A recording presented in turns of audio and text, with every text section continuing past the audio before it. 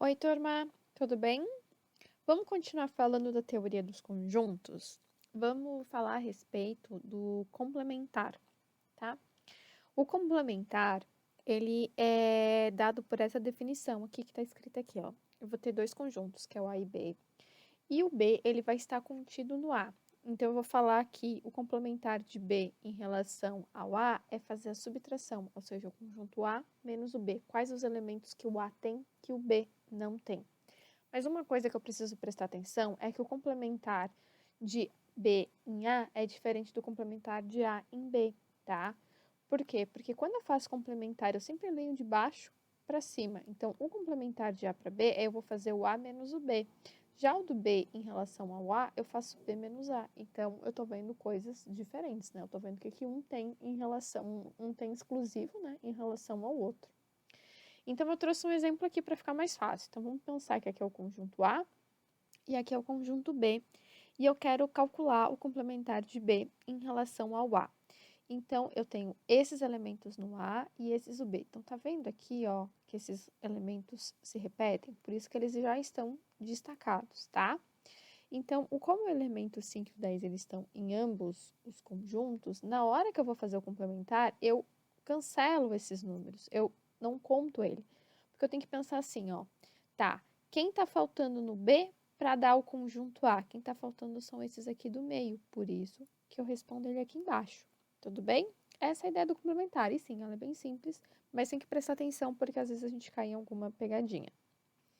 Sobre os intervalos, eu acho que é bem importante a gente estar conversando, porque tem bastante gente que confunde. Então, assim, quando a gente está falando de conjunto, e eu falo do conjunto 2, 3, 4 e 5, eu estou falando pontualmente desses números. Estou falando apenas do número 2, estou falando apenas do número 3, apenas do número 5.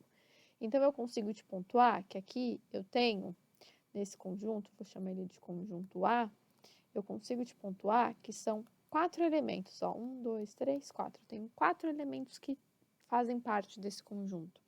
Agora, quando eu estou falando de um intervalo, eu estou falando de mais números, eu estou falando de todos os números que estão entre o 2 e que estão entre o 3. E eu represento o intervalo aí com colchete, tá? Igual está escrito ali. E eu já não consigo pontuar, porque a gente tem que parar para pensar no seguinte: eu estou falando do 2 e estou falando do 3. Então, eu estou falando aqui, ó, quem é o próximo? Quem vem depois do 2? O 2,1, né?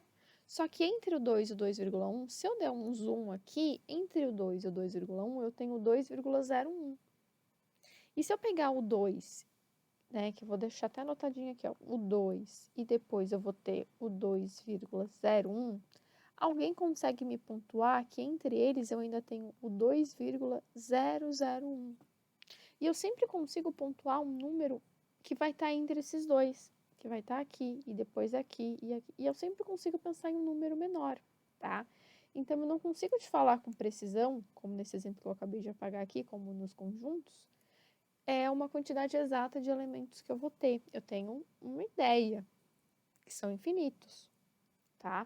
Mas eu não consigo te falar quantos são. Por quê? Porque são infinitos, tá? Então, a gente representa de três formas. Eu posso representar através de intervalo, graficamente ou algebricamente. Só que tem 4 exemplos como os mesmos números para a gente entender as diferenças. Então, quando aqui o colchete está virado para o número, eu digo que ele está fechado. Significa que essa bolinha está pintada, ó.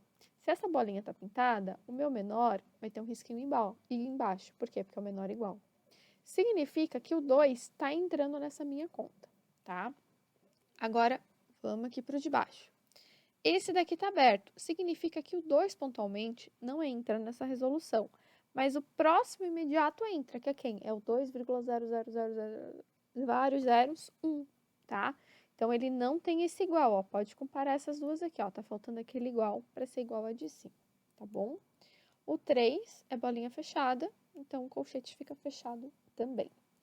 Aqui, ó, o 2 e o 3, eles estão abertos, então significa que nem o 2, nem o 3 entram. Mas o próximo imediato ao do 2 e o anterior imediato ao 3 vão estar entrando nessa conta e não tem aquela barra de igual aqui embaixo. Já nesse último exemplo, o 2 é fechado, então o 2 fica bolinha fechada e o 3 colchete aberto, bolinha aberta. E o 3 não tem igual, mas o 2 tem o igual. tá? Tem que prestar bem atenção nessa escrita, tem que prestar bem atenção nisso daqui, porque a gente confunde, tá? Se eu perguntar para vocês quantos elementos eu tenho, por exemplo, e dar uma alternativa dessa daqui, vocês têm que me responder que eu tenho infinitos.